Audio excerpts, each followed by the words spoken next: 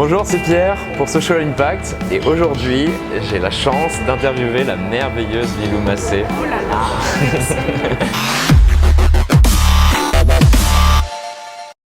En fait, j'ai parlé à mon entourage que j'allais t'interviewer et justement je leur ai parlé de ce livre, J'ai perdu mon job et ça me plaît. Ouais. Et en fait leur première réaction c'était la surprise et l'étonnement en fait vis-à-vis de ce titre.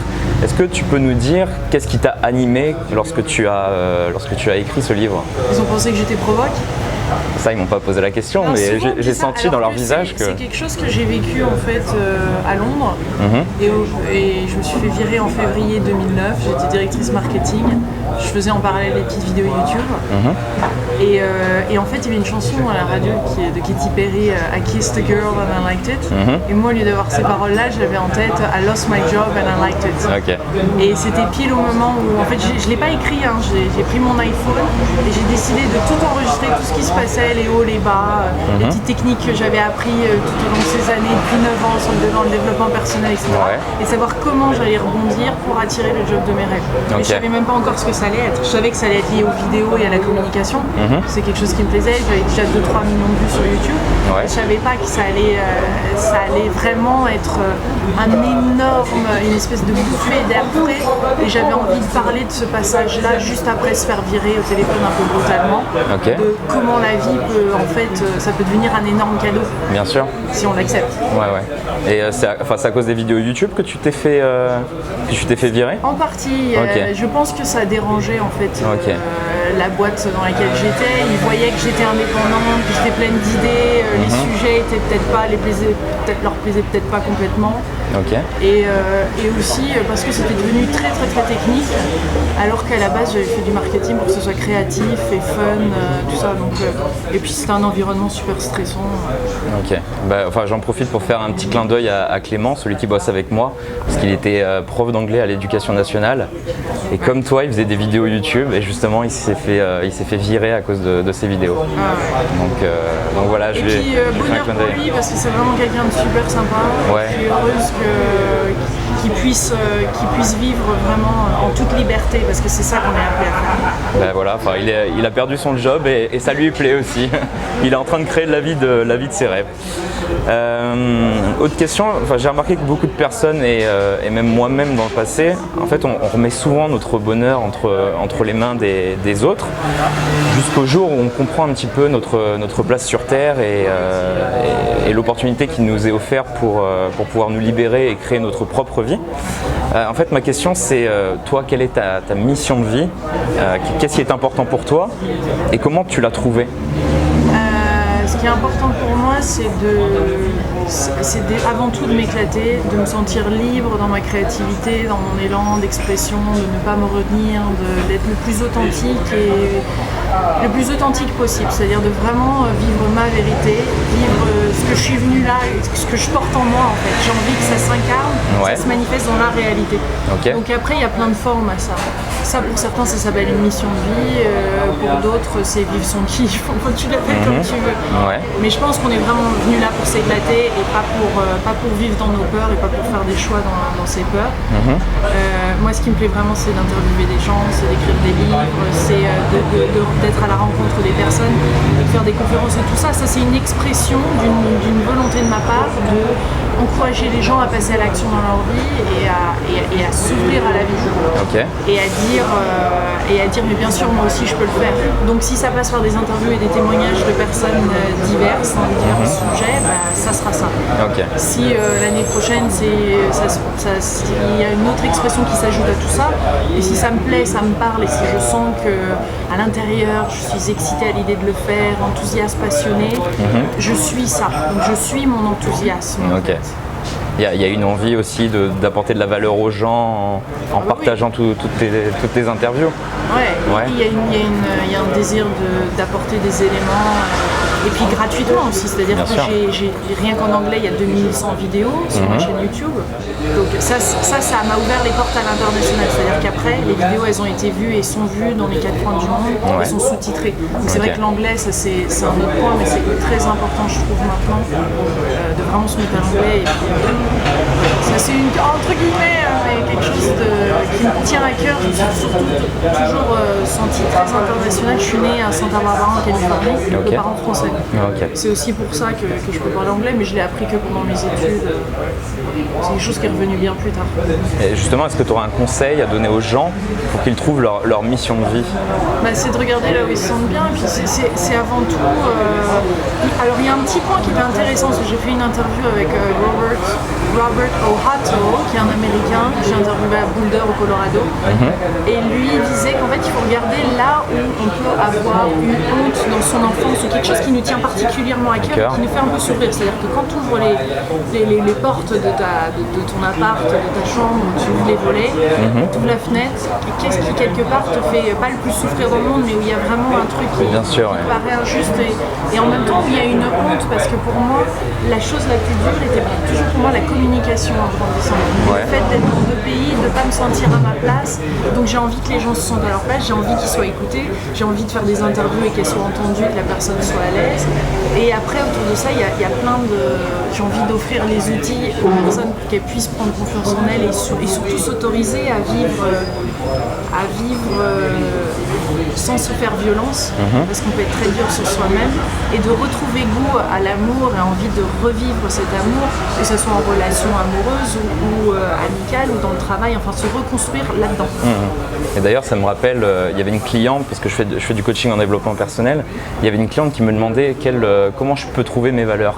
Et je lui ai dit, quelle est la chose qui t'énerve le plus profondément au monde? Et elle m'a dit, c'est le fait qu'on batte les femmes et qu'on batte les enfants. Donc je lui ai dit, tes valeurs sont l'altruisme, donc peut-être que tu devrais emprunter cette voie pour atteindre ce qui est important pour toi. Je pense que quand on a eu une blessure, on peut comprendre la blessure des autres et on n'a pas envie, comme on pouvait faire dans la cour de récré, un petit peu embêté, on savait très bien titiller. C'est clair. Et quand on offre ça aux autres, on a vraiment beaucoup de compassion, dans le coup beaucoup d'amour et les choses qui se mettent en place à partir de là sont complètement différentes. Ok. Je voudrais parler de la peur. Tout le monde a ressenti cette impression en fait désagréable au moment de passer à l'action, de mettre en œuvre ses projets, ses idées. Et j'imagine que les gens qui te suivent activement, ils disent ouais, Lilou, elle a pas peur, elle va interviewer Hugo Frey ou Jean-Pierre Castaldi. Tu voyages énormément. Et j'imagine que quand même il y a des situations qui te font peur. Et je voulais savoir quelles étaient justement ces situations où tu ressens de la peur. Ouais, alors moi mes situations où je ressens beaucoup de peur et encore maintenant c'est de parler en public.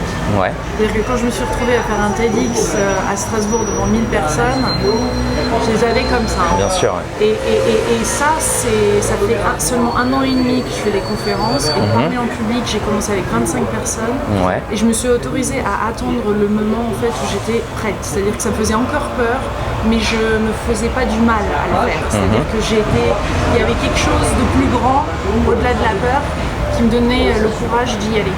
Okay. Et donc de transcender, de dépasser tout ça et de le faire. Parce qu'en fait derrière la peur il y a quelque chose de fantastique. Bien sûr. Mais je pense que des fois on se force un petit peu parce que les gens me disaient toujours ouais vas-y fais des conférences, c'est logique, on a envie de te rencontrer, on a envie de t'entendre, on a envie que tu partages tes voyages et les rencontres. Mais moi j'étais pas prête.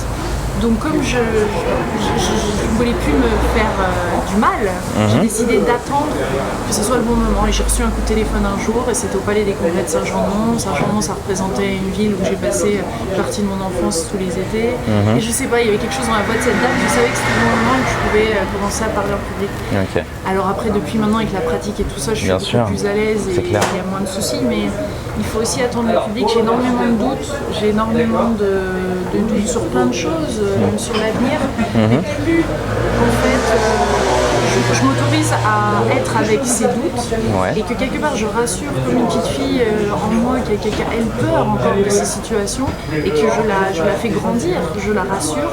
En fait, on arrive après à rapidement passer au-delà de ça et vivre des moments qui sont en dehors de notre zone de confort, en dehors de ce qu'on a déjà vécu. Et donc on trouve des nouvelles ressources, on rencontre des nouvelles personnes on peut vivre notre rêve après, parce que notre rêve, souvent, il y a quand même des choses à dépasser. Mes plus grandes peurs étaient autour de la communication, d'interviewer, d'être prise en photo, d'interviewer même tout ce qui touchait au sujet dont je parle. Il y avait d'énormes peurs autour. Donc finalement, les cadeaux se révèlent et continuent de se révéler. Okay. Ça me rappelle une citation de Michael Hayat. Je ne sais pas si ça dit quelque chose, c'est un blogueur américain assez connu. Et il disait que quand mon corps ressent de l'anxiété, ressent de la peur, c'est qu'il se prépare justement à avoir une performance, quoi, à faire quelque chose de grand. Et voilà, moi personnellement, je considère la peur comme une opportunité justement pour élargir ma zone de confort. Là, par exemple, je le reconnais, j'ai eu un petit peu peur de t'interviewer, etc. Mais voilà, dès que je vois de la peur... Le cœur qui bat, l'adrénaline... Ouais, c'est ça, ouais. Au final, bon, c'est des bonnes sensations, quoi. Ouais. Et le soir, quand on se couche, on dit, je suis fier de moi. Ouais. Moi, les interviews qui me font les plus peur, c'est celles avec des scientifiques. Par exemple, quand j'ai interviewé le professeur Montagnier, qui a été prix Nobel de médecine, et que j'ai interviewé à l'UNESCO. Moi qui n'ai pas fait de formation scientifique, là, tu te dis, est-ce que je vais tout comprendre? C'est ça. Ouais, c'est celle-là qui me... Donc, c'est lié à la connaissance. Mais c'est vrai que dans les interviews, j'ai le cœur qui bat et il y a de l'émotion. Mais ça n'a rien à voir avec parler en public, comme personne d'ailleurs. Et après, il y a les peurs de prendre l'avion pour certains, d'être rejeté, d'être abandonné. Ça, c'est une grande peur, d'être abandonné. Mais je me rends compte que plus on se donne de l'amour, plus on s'autorise, plus on y va en douceur, plus on fait des petits pas, et ces petits pas...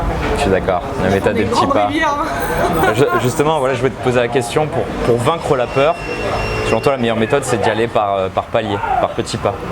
Pas par pas. Et puis surtout, pas dire des oui qui ont des noms derrière. Si on n'a pas envie de le faire, il ne faut pas le faire. Bien sûr, savoir dire non. Chaque chose en son temps, il n'y a pas d'obligation, il n'y a pas d'urgence. Sauf s'il y a quelqu'un qui est en train de se tuer à côté, où il y a du sang partout, là il y a urgence. Mais sinon, il n'y a pas urgence de faire du public speaking, il n'y a pas d'urgence d'interviewer quelqu'un, ni de prendre l'avion. Je veux dire, tout ça, c'est pour ça que la douceur est pas à pas, de vraiment faire des choses qu'on a envie et qui nous parlent. Comme cette interview, elle s'est pas passée au Salon Zen, j'en avais pas envie dans ce cadre-là, et là je suis sûre que c'est un tout autre niveau de connexion. Bien sûr, on est bien là, dans ce petit bar. C'est clair. Que ferais-tu si soudainement tu gagnais 10 millions d'euros ? Comment tu envisagerais ta vie? Est-ce que tu ferais la même chose que tu fais actuellement? J'allais dire, la chose immédiatement qui est venue, c'est que je monte une grosse société de production. Et là, j'envahis tous les écrans, la télé, et je mets des choses positives et qui encouragent. J'essaierai d'avoir toute une équipe, je mettrai en place toute une équipe de caméras, de reporters à travers le monde,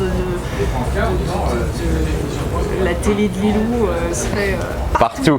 Everywhere. Every country. C'est vrai que c'est une... Je sélectionnerais des reporters, une équipe de choc. Avec une distribution sans fin dans toutes les langues qui existent. Il y aurait des personnes dans chaque pays qui ce serait leur pays, leur point de contact, et ils pourraient partager, faire des interviews, des reportages, les news du pays, tout, mais de manière constructive. Et réelle. C'est vrai que la question que je viens de te poser, c'est une question que j'aime bien poser aux gens que je coach quand ils me disent « Pierre, je ne sais pas comment trouver ma passion ». Je leur dis, mais si tu gagnes 10 millions d'euros, tout d'un coup, qu'est-ce que tu vas faire de ta vie? Si on gagne 10 millions d'euros, voilà, là, tu as une opportunité pour trouver ta passion. Mais ce qui est chouette, c'est de la vivre avant ça et pas d'attendre cette excuse en fait, de l'argent. Parce qu'il y a beaucoup de personnes, je pense, qui se retiennent parce qu'ils n'ont pas l'argent et leur rêve est grand, etc. Et en fait, c'est vraiment une excuse et c'est quelque chose à dépasser. C'est une peur. Elle n'est pas réelle. Et parce qu'il y a plein de choses à mettre en place. Moi j'ai mis ma télé en donation, ça m'a soutenu à... C'est-à-dire en donation? C'est-à-dire que les gens font des donations, les gens qui regardent font des donations, ils font des contributions pour me soutenir dans ces voyages et tout ça, parce que les vidéos sont gratuites sur Internet. Et le fait d'avoir mis ça en place et d'avoir cette liberté, de pouvoir voyager. C'est les donations couvrent les vols, les hôtels, toute la logistique en fait. Quel cadeau et quelle liberté. Et après de pouvoir redonner ça, c'est au-delà de tout ce que j'aurais pu imaginer. C'est un vrai partage en fait entre ceux qui te suivent et ce que tu leur donnes. Oui. Qu'est-ce que les gens n'aimeraient pas savoir de toi? Qu'est-ce que tu n'as pas envie qu'on sache de toi? C'est une bonne question, je sais pas, parce que j'ai vraiment tendance à tout ouvrir et à tout dire. Donc, même mes vidéos-blogs. T'as pas une petite confidence à nous faire? Non, peut-être que la confidence serait à ce moment-là de dire que depuis 2-3 ans, je me suis pas assez livrée et j'ai pas été aussi authentique. Du moins, c'est ce que j'ai dit et c'est ce que je pense, bien sûr. Mais c'est qu'il y a tout un autre degré que j'ai peut-être. Les personnes qui regardent mes vidéos depuis 7-8 ans savent très bien que depuis 2-3 ans, j'ai pas osé m'exprimer parce que j'étais en relation, parce que j'ai pas osé pleinement être moi-même. Et ça, j'ai vraiment envie de ressortir encore plus parce que la vie n'est pas toujours évidente. Bien sûr. Et c'est important maintenant, je trouve, de s'ouvrir et de livrer ça. Donc il y a une partie de moi que j'ai envie de réouvrir, qui a hyper envie de s'exprimer. Mais à part ça, je vois pas parce que en fait, c'est vrai que j'en vois pas mal la sauce. Et qu'est-ce qui te bloquait justement par rapport à ces obstacles? C'est pour être dans la pour pas faire trop de vagues auprès de mon partenaire qui ne comprenait pas forcément tous ces sujets-là et je me suis un peu adaptée à lui et une partie de moi qui s'est certainement éteinte. Et que là je retrouve cette liberté. Tes valeurs n'étaient pas nourries?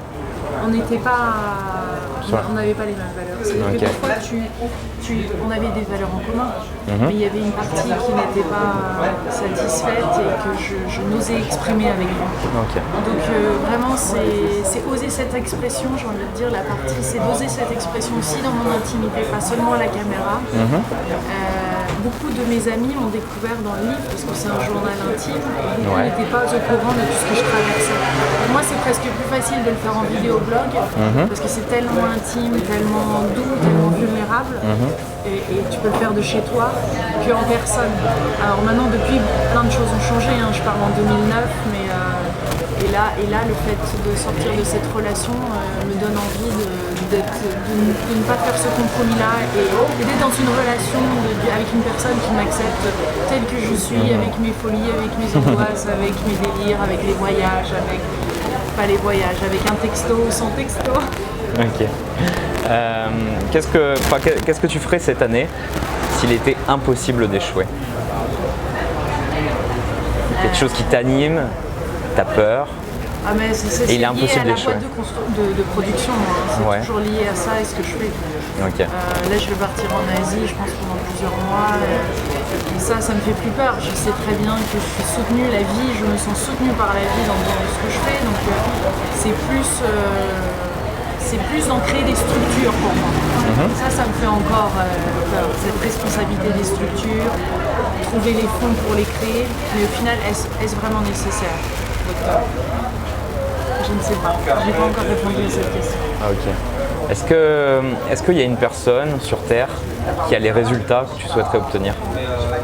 Alors je suis très admirative d'Oprah Winfrey aux États-Unis. J'avais compris, C'est grâce à cette rencontre en 2006 que ça m'a donné envie d'interviewer. Mais pour avoir été à New York encore il y a 15 jours pour la voir sur scène et interviewer, etc. et l'avoir revue, je me suis rendu compte, j'ai coupé quelque part aussi ce lien-là, parce que quand on a un mentor, quelqu'un qu'on trouve génial et quelqu'un qui nous fait aller de l'avant, c'est aussi quelque chose qui ne nous permet pas de déployer pleinement ses ailes. Et j'ai finalement compris, je pense l'avoir compris, j'espère, mais que je suis moi et la plus belle chose qu'on peut s'offrir, c'est d'être soi, c'est le plus beau cadeau. Qu'est-ce qui te passionne chez cette femme justement? J'aime les types d'interviews qu'elle a fait, son enthousiasme et puis ce qu'elle a mis en place. L'équipe, tout qui fait qu'elle a vraiment réussi